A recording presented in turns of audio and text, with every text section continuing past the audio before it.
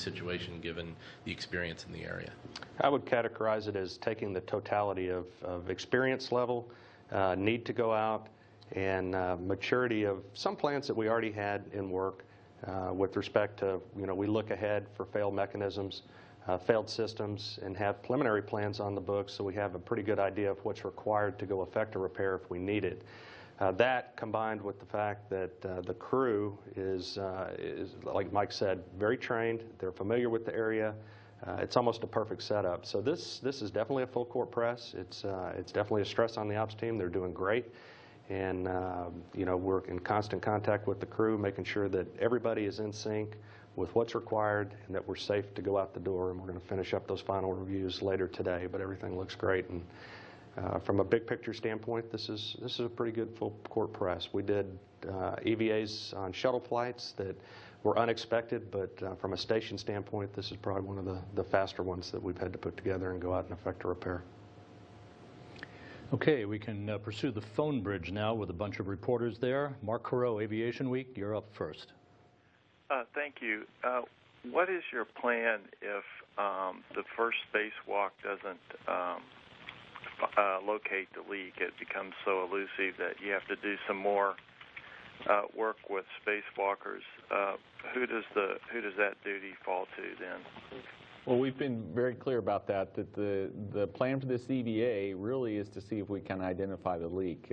After this EVA, we probably will have run out of ammonia in the system to the point where we probably couldn't reliably expect to be able to ID the leak. So we're taking this opportunity to try to find the leak. If we miss it, then the likely plan of action after that is just to have the crew call an EVA. We'll let Tom go ahead and go home. We'll wait for the next crew to come out, and we'll devise a more thorough plan for trying to identify the anomaly. Again, we're going to change out, the plan is to change out the pump on this particular EVA. It's the most likely source is associated with the pump itself. So there's a very good chance we'll get the change out done. We'll solve this problem with the change out of the pump itself.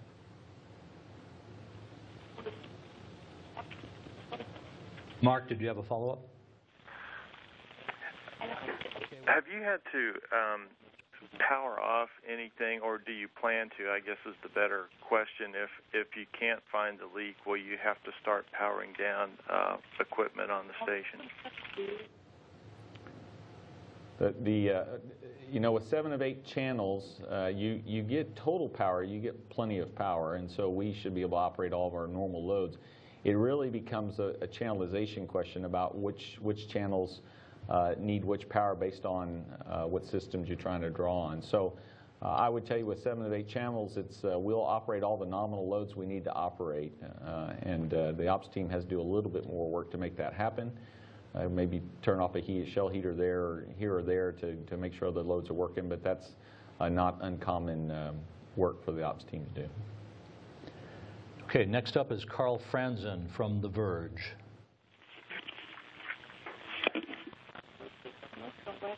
Carl, are you there? Hello, can you hear me? Hello? Yes. Go ahead, Carl. Sorry about that, I was muted. Thanks for taking the time to speak to us about this operation today and the issue. I did want to ask about, you had pointed out that the estimate on as to, if this leak were allowed to continue, when it would cause the system to shut down automatically, that I believe you'd said something to the effect of that would occur either later this evening or tomorrow morning, and so you went ahead and shut it off, preventatively. Is that correct? Do I understand that correctly? Yes, you do. It doesn't save you a whole lot, but once you shut the pump down, we think we could have slowed the leak a little bit and saved us a bit more time. But I'm talking, a handful of hours perhaps. So it wasn't a dramatic saving, but we're trying to gain every bit of extra time we can get to get the crew outside and hope still, being able to spot the location of the leak itself. And again, so just to follow up on that, I mean, so if you're unable to fix the leak in a timely fashion, there's obviously a time limit on as to how long the EV can occur, is what happens then? I mean, is it what would, I guess I'm asking not necessarily what action NASA would take, but what would technically happen to the pump once all the ammonia runs out? I mean, what would happen then? Well, now the system is shut down and it's in a passive state. So at this point, it just leaks ammonia and it'll just keep leaking. It'll take many days to completely leak out all the ammonia. But once you get the ammonia in a kind of a two-phase state or even just a vapor state over time, you can't really run it. So you reach a point in the system accumulator where once we get to a certain level in the accumulator, 4% is what we use, then the system will shut itself down. And that's the point at where we want to make sure the pump is off, because at that point you'll cavitate the pump and potentially damage it. So that's already been done, though. So from a protect the pump standpoint, we're in a safe condition for the pump, and it can stay like this indefinitely. Okay, next up is Seth Borenstein, Associated Press. Yes, thank you for doing this. I have one question and a follow-up. Mike, just in general, if you've let's say you cannot fix this and you're down to the 7 channels, you said you have enough power, you can do the whole system. I guess this is a two-part question. Is it possible in a later, it sounds like it's possible in a later EVA, months or weeks down the line, to still fix it after it goes down? I mean, in other words, this isn't your last chance.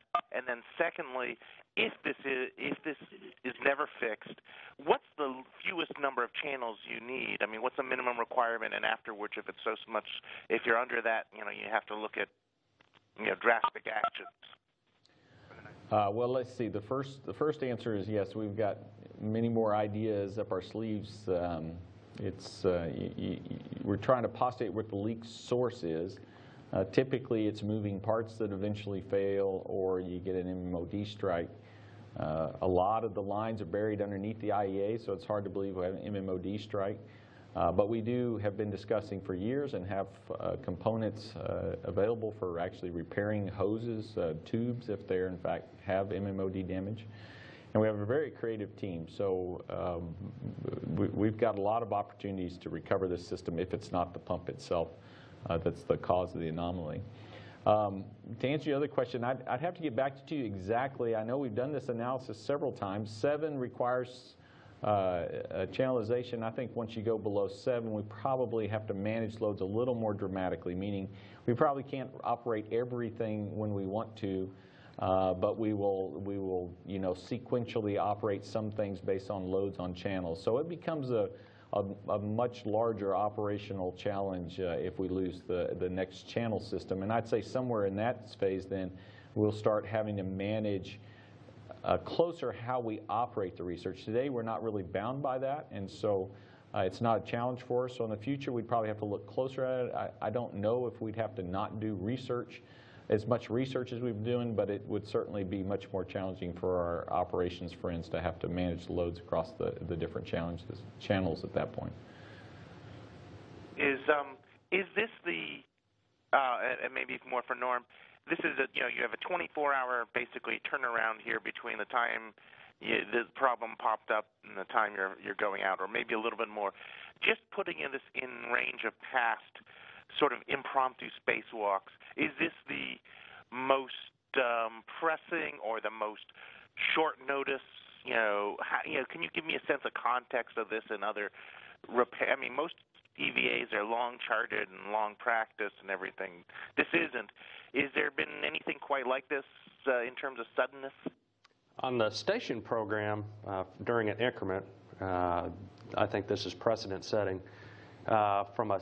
When you back up and you look at the assembly flights that we've had and some of the issues that we've had to go address, you might go into a shuttle flight with a station assembly mission thinking that you were going to do 3 EVAs, and then based on circumstances that presented themselves, you may have to add a 4th EVA or change the content of one of the other EVAs. So we have that experience from our shuttle station joint mission days in the past. From a purely station perspective, during an increment, I would say this is precedent setting.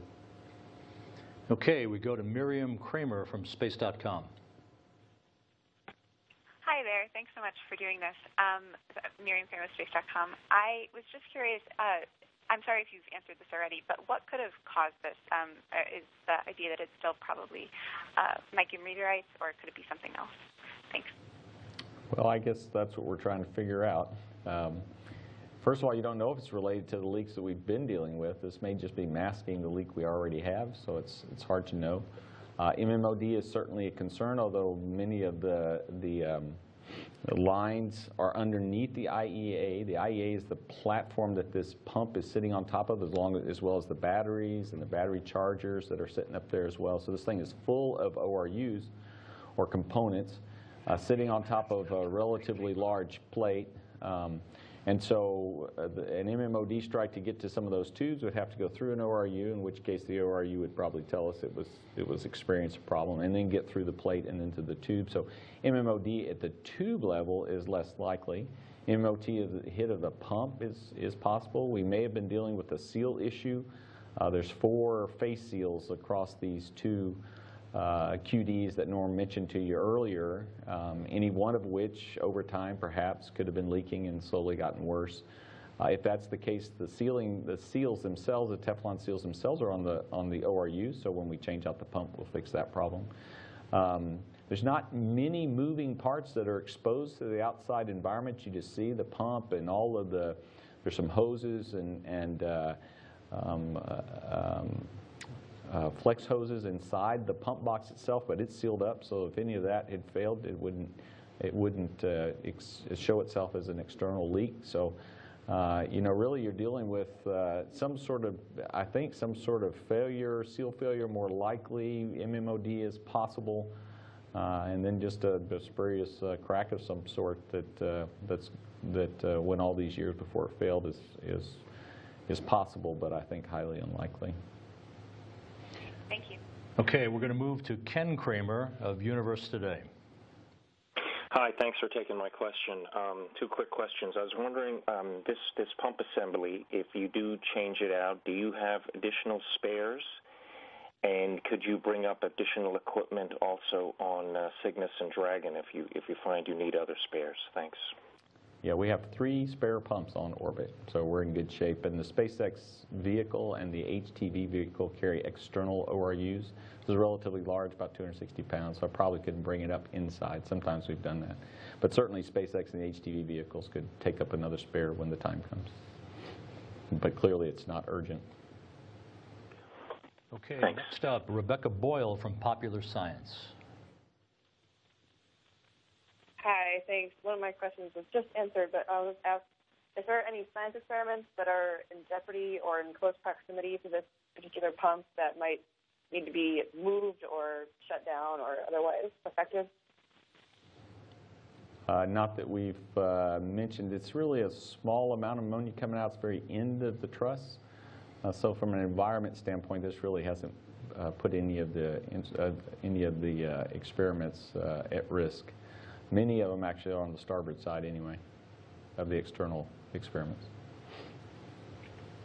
I guess just as a follow-up, will you be able to determine, or do you think you might be able to determine what caused this, if it was some sort of orbital debris or a crash? Will they be able to figure that out? If we can find it and see it, then absolutely, I think we could probably figure that out. You're talking very, very, very small hole. So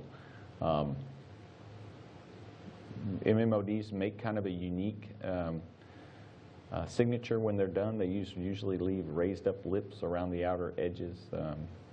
Cracks do kind of show themselves a little bit differently, but if we can visually identify it, we probably could determine whether it was an MMOD hit or not. But it would be challenging, but I would say probably so. The hard part's just going to be to identify the location if it's not in the pump. Okay, next up is Jeff Bromfield from National Public Radio. Oh, hi. I guess so. If you can't repair this, I mean, do you feel comfortable leaving the crew complement on orbit and continuing everything as it is? Absolutely. That's why we have 8 power systems, so we have the redundancy we need to keep operating while we get the power systems back. And we've been down a power system before, and like we had a couple of challenges with with 2 power systems at the same time for a little while there last year. So this is